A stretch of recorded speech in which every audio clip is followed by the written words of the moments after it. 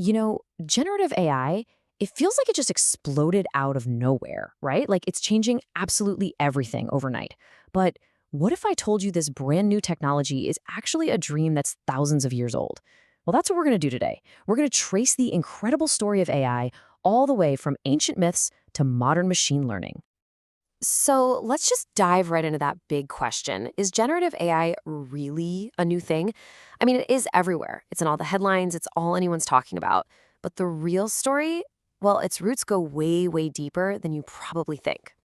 All right, so to start this journey, we're not heading to Silicon Valley. Nope, we're going way back.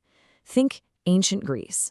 Yeah, long before anyone even dreamed of a computer, the idea of artificial intelligence was already taking shape in these amazing myths about enchanted living statues. So, the ancient Greeks had a word for these creations, automatons, basically self-operating machines.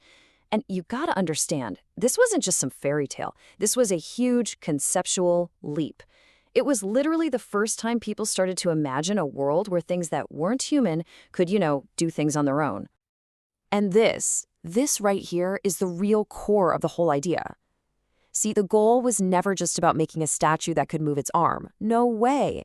It was about something so much bigger. The ultimate act of creation, really, giving human-like intelligence to something that wasn't alive. And these weren't just some, philosophical concepts. They were actual characters in these epic stories. You've got Hephaestus, the god of the forge, who had these awesome robotic helpers in his workshop. Then there's Telos, this giant bronze automaton built to guard an entire island. And even a mortal guy, Daedalus, this genius inventor who supposedly created statues that were so real they were actually alive. You could say these myths were basically humanity's very first brainstorming session on AI.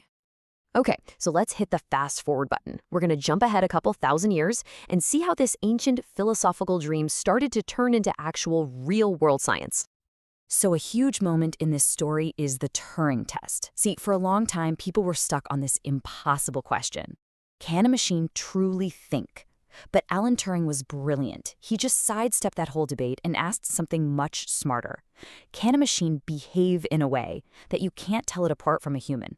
Because if it can, well then for all practical purposes, who cares if it's thinking? It's intelligent enough. And boom, suddenly scientists had a real, tangible goal they could actually work towards. Then we get to the summer of 1956. This is when it all becomes official. At this now legendary event called the Dartmouth Workshop, a computer scientist named John McCarthy comes up with a name for it. He calls it artificial intelligence. And just like that, a whole new field of study was born. This ancient quest finally had a name. And then, decades later, you can see McCarthy clarifying that definition. And it's pretty cool when you think about it.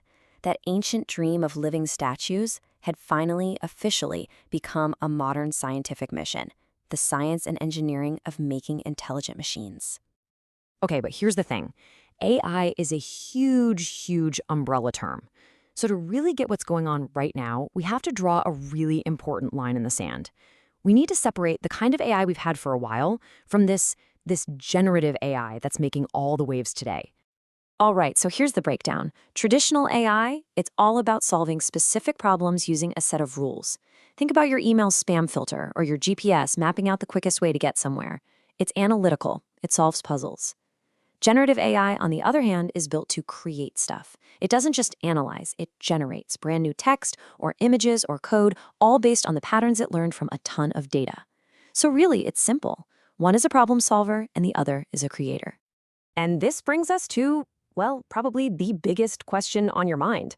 If this whole idea is ancient and the field itself is more than 60 years old, why the sudden explosion? Why is now the moment that generative AI is absolutely everywhere? Well, it turns out it was basically a perfect storm. 4 big things all happen at the same time. First off, accessibility. Suddenly, you don't need to be a coding genius to use powerful AI. Anyone can just type in a prompt. Second, there was demand.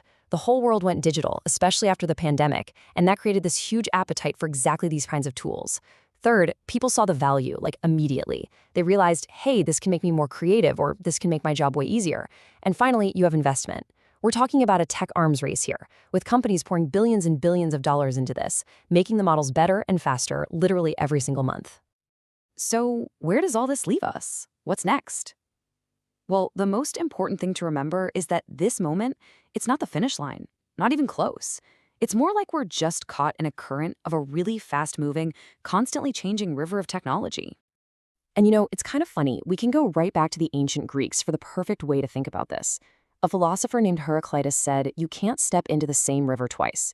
His whole idea was that everything flows, everything is always changing. And man, has that ever been more true than it is for technology today? And that's a really important thing to keep in mind, even for what we're talking about right now. Everything we're covering today is really just a snapshot in time. I mean, the stuff that feels completely cutting edge today, it could easily be standard or maybe even feel a little outdated a year from now. That's how fast things are moving. So, there you have it.